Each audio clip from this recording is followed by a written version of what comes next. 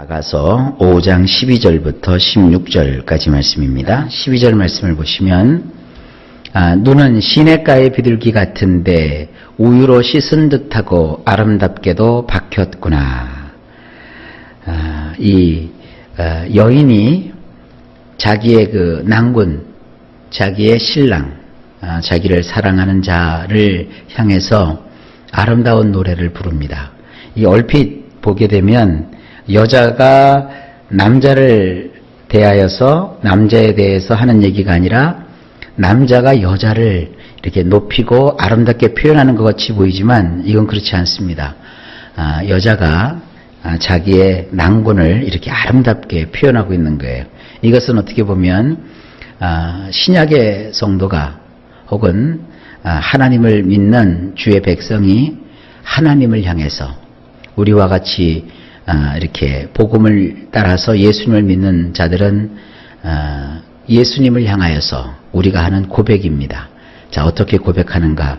원문을 통해서 좀 볼까요? 그 이에 두 눈은 물이 흐르는 수로 위를 나르는 암비둘기 같이 우유로 씻어서 정한 자리에 박아놓은 듯하고요. 참 이 표현이 아름다워요. 그 남자의 두 눈이 막 이렇게 물이 막 그 수로를 타고 흘러내려요. 아마 이것은 이스라엘의 그 헐몬산에서 녹아서 흘러내리는 그런 그 물줄기를 연상하게 됩니다.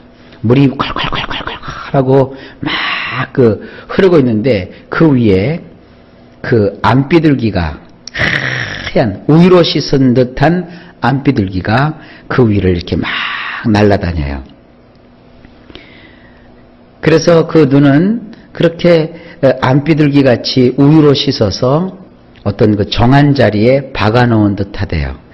이걸 어떻게 이해할 수 있을지 모르겠습니다만 하여간 시는 시니까 시로 우리가 이해해 봅니다. 하얗고 뽀얀 피부에 정한 자리에 박아놓은 듯 이렇게 눈이 이렇게 촉촉하게 물기가 있고 왜 그런 그 매력적인 눈이 있잖아요. 남자들도 아주 매력적인 눈동자가 있다고요.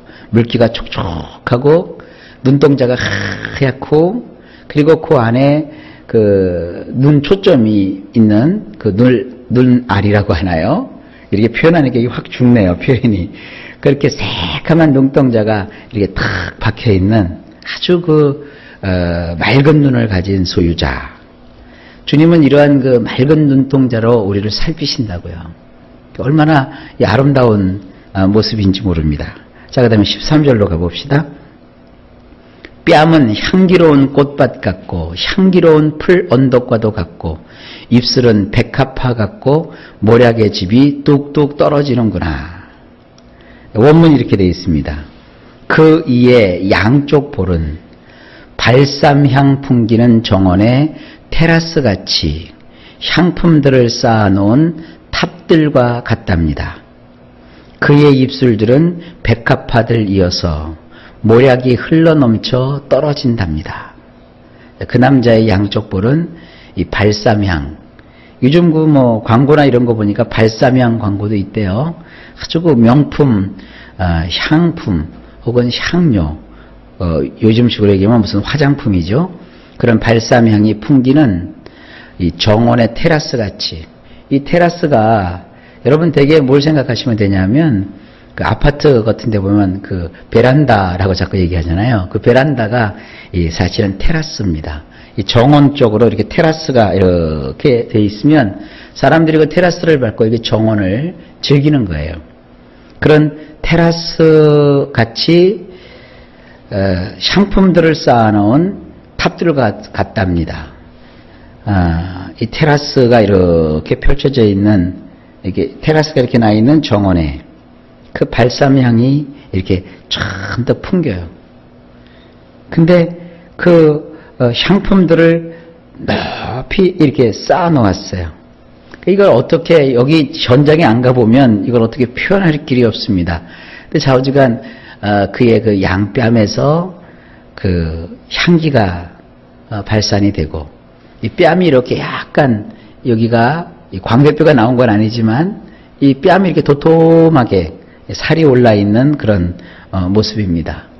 그리고 그 사람의 입술은 그 백합화들이래요. 그래서 그 꽃과 같고 그리고 모략이 거기서 흘러 넘친대요. 이게 조금 좀 야한 표현이기도 합니다. 하여간 이렇게 아름다운 표현이구나 이렇게 그냥 넘어갑시다. 그게 뭐 테라스가 뭐 어떻고 뭐 입술이 어떻고 백합화가 뭐고 어떤 그 강의 집 보니까 이걸 막 다 설명을 해놨더라고요. 그러니까 너무 지나친 거고 그냥 시예요, 시. 아름다운 꽃으로 이 남자를 표현하고 있는 거예요. 우리 주님은 이렇게 아름다우신 분이다. 그 다음에 14절 손은 황옥을 물린 황금 놀이개 같고 몸은 아로새긴 상아에 총옥을 입힌 듯 하구나. 이게 다 시어기 때문에 굉장히 어려워요. 그래도 이제 억지로 우리말로 이렇게 표현을 해봤습니다. 원문을 보면 이렇습니다. 그 이의 양손은 보석으로 꽉 들어찬 황금 원통 같고 그 이의 마음씨는 사파이어들로 감싸 가공한 상아 같아요. 이 황금 원통은 또 어떻게 생긴 것이고 또 그 황금 원통에 이렇게 보석들이 꽉 들어찼다고 하는데 제가 뭐 봤어야 알죠. 또 좌우지간 보석 굉장히 비싼 거예요. 그죠? 또 황금을 이렇게 요만큼도 요즘 금이 얼마나 비쌉니까? 근데 그냥 그 황금으로 만든 이렇게 통이에요, 통. 거기에 보석이 쫙 박혀 있다고요. 아주 그 남자인데도 이 귀족이고 왕이지 않습니까? 그 이제 팔 장식을 한 거죠. 팔 장식에 이렇게 아주 알록달록 멋있게 이렇게 장식을 한 그런 것을 연상해 보면 됩니다. 그리고 여기 보면 그 사람의 마음씨는 사파이어들로 감싸서 가공한 상아 같아요. 이 상아가 뭐냐? 코끼리 이빨이잖아요. 근데 그게 굉장히 고가입니다. 코끼리 이렇게 이빨 그 상아에다가 사파이어 그 보석으로 이렇게 감싸서 이렇게 장식을 해놓은 아주 품이 있는 그런 모습을 연상합니다. 그의 마음이 그렇게 좋대요. 자, 보세요. 뺨도 예쁘고 입술도 예쁘고 그리고 눈동자는 막 그 하얗고 아주 맑고 청청하고 물기가 촉촉 젖어 있는 그런 아주 아름답고 깨끗한 눈을 가지고 있고 그리고 그 양손 다 이렇게 보석으로 가득 차 있는 그런 그 장식을 하고 있고 마음씨도 너무 좋아서 이 사파이어들로 감싸 가공한 상아 이빨 같대요. 자, 이거 그냥 시니까 시로 여러분이 이해하시면 됩니다. 우리 예수님을 이렇게 우리가 표현하는 거예요.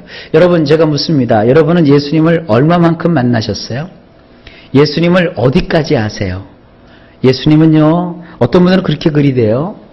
그 일종의 이제 사회 그 운동을 하시는 분들을 보면은 예수님의 옷은 늘 땀나는 옷, 땀내 나는 옷. 그리고 꼭 예수님은 이렇게 그 가난한 사람의 친구 뭐 이런 식으로만 계속 그려요. 그러니까 민중신학에 보면 예수님은 굉장히 평민이고 그리고 예수님은 그저 투박하고 또 소박하고 농민이고 뭐 이런 식으로만 자꾸 그려요. 근데 이 아가서에서 나오는 예수님은 정말 화려하고 번쩍번쩍하는 그런 모습이에요. 요즘 그 젊은 사람들 좋아하는 드라마 보면 굉장히 화려번쩍합니다. 뿐만 아니라 이 여성들이 좋아하는 드라마도 보면 거기 뭐 가구며 또 여인들이 입고 다니는 옷이며 얼마나 화려해요. 그렇지 않습니까? 뭐 대사가 어떻고 스토리가 어떻게 되고 그런 것도 이렇게 중요하지만 그거보다도 거기 등장하는 인물들이 화려하게 꾸며서 아주 그냥 멋진 집에 온갖 보석으로 치장을 하고 막 그런 것이 요즘 텔레비가 또 얼마나 좋아요. 그게 다 이렇게 장면에 섬세하게 보이니까 사람들이 그거 보면서 이렇게 입이 척 벌어져요. 그러면서 무슨 생각을 해요? 야, 저런 집에서 살고 저런 옷을 입고 저런 장신구를 착용하고 저렇게 사는 사람은 얼마나 행복할까. 여러분 그런 생각하잖아요. 예수님도 여러분 이렇게 아주 굉장히 귀티나시는 분이에요. 얼마나 아름답고 멋진 모습인지 모릅니다. 이 멋진 신랑의 모습을 여기서 이렇게 묘사하고 있는 것입니다. 자, 그 다음에 15절입니다. 다리는 순금 받침에 세운 화반석 기둥 같고 생김새는 레바논 같으며 백향목처럼 보기 좋고, 원문을 보면 이렇습니다. 그 이에 두 다리는 순금 주초 위에 우뚝 세워놓은 대리석 기둥들 같고요. 그 이에 외모는 마치 레바논 같아서 백향목들처럼 빼어나답니다. 하여간 뭐 머리부터 발끝까지 다 금 아니면 보석이에요. 그리고 그냥 막 그 향기도요, 보통 향기가 아니라 뭐 발사향, 최고급 모략, 뭐 이런 향을 막 발산하는 분인데, 그 두 다리는 이 순금으로 된 주초 위에, 그것도 그 값비싼 대리석. 우린 대리석 보지도 못했어요. 여기서 나오는 이 성지에서 나오는 대리석은 우리는 구경도 못했어요. 이런 아주 고급스러운 대리석을 깎아 나온 이런 기둥들을 갖고, 그러니까 우리식으로 얘기하면 이걸 어떻게 됩니까? 다리가 길쭉해요. 쭉 뻗었어요. 되게 우리나라 사람들은 쇼다리가 많죠. 뭐 저도 역시 쇼다리고, 그런데 다리 이렇게 이쁜 사람들 별로 없습니다. 근데 아주 그냥 뭐 영화배우, 잘생긴 영화배우, 몸매가 좋은 늘씬한 남자 배우들 한번 생각해 보세요. 다리도 그냥 쫙 뻗어 있잖아요. 그거 연상하시면 됩니다. 다리가 쫙 대리석 기둥처럼 쭉 뻗어 있고, 그리고 그 사람의 외모는 마치 레바논 같아서 백향목들처럼 빼어나답니다. 저는 레바논을 한 번도 가본 적이 없어갖고 레바논 같다는 게 뭔지는 모르겠어요. 그러나 거기에는 아주 값비싼 나무인, 목재인 백향목이 나는 곳이에요. 그리고 여기 보면 계속 이 아가서에서는 레바논을 좋게 얘기를 해요. 아름다운 초소, 무엇 하나 부족함이 없는 곳, 그리고 풍경이 좋은 곳, 뭐 이제 그렇게 또 여기서 연상을 할 수 있습니다. 근데 그 사람의 외모는 아주 시원시원하게 생겼어요. 그리고 이 백향목이 이게 하늘로 쭉쭉 뻗은 나무라고 그러는데, 얼마나 그 외모가 출중한지 몰라요. 그 다음에 16절입니다. 입은 심이 달콤하니 그 전체가 사랑스럽구나.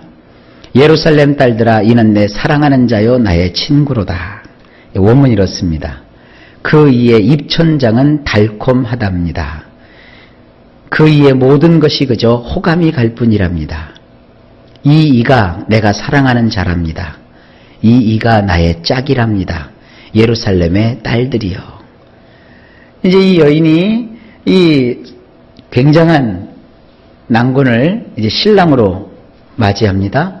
그래서 우쭐우쭐해요. 지금 이 장면은요. 근데 그의 입천장은 달콤하대요. 우리 성경은 이걸 좀 약화시켜서 입이라고 그냥 했어요. 입천장이 달콤하다. 이건 여러분이 상상해 보세요. 그의 입천장이 달콤하대요. 그리고 그의 모든 것이 그냥 호감이 갈 뿐이래요. 다 좋대요. 마냥 좋대요. 그러면서 그렇게 훌륭하고 대단한 남자가 내 사랑하는 사람이랍니다. 이 사람이 내 짝이랍니다. 이렇게 막 우쭐우쭐 하는 거예요. 여러분, 우리 예수님은 참 아름다우신 분입니다. 여러분 어떠세요? 예수 믿는 게 부끄럽습니까? 예수님이 얼마나 사랑스럽고 자랑스러운지 몰라요. 한 여인이 이렇게 훌륭한 남자를 만났을 때 그 얼마나 가슴 피고 좋아합니까? 그것처럼 이 여성은 이 좋은 낭군을 만나서 지금 기분이 한참 업돼 있어요.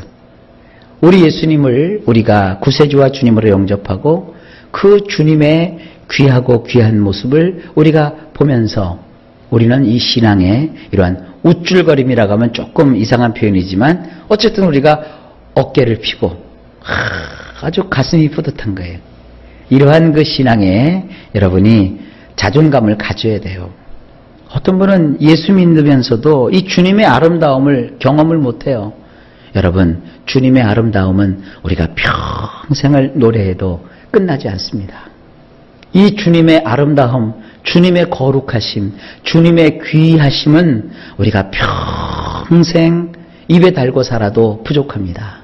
여러분, 이런 아름다운 예수님이 우리의 주님이시여, 우리의 신랑이시여, 우리의 전부인 것을 마음에 깊이 감사하면서 오늘도 주님으로 인하여 으쓱으쓱 하세요. 주님은 우리가 마음껏 자랑해도 좋아요. 내 평생의 자랑은 우리 예수님 뿐이로다. 예수님은 가장 아름답고 귀하신 우리의 신랑이십니다. 주님을 사랑하시기 바랍니다.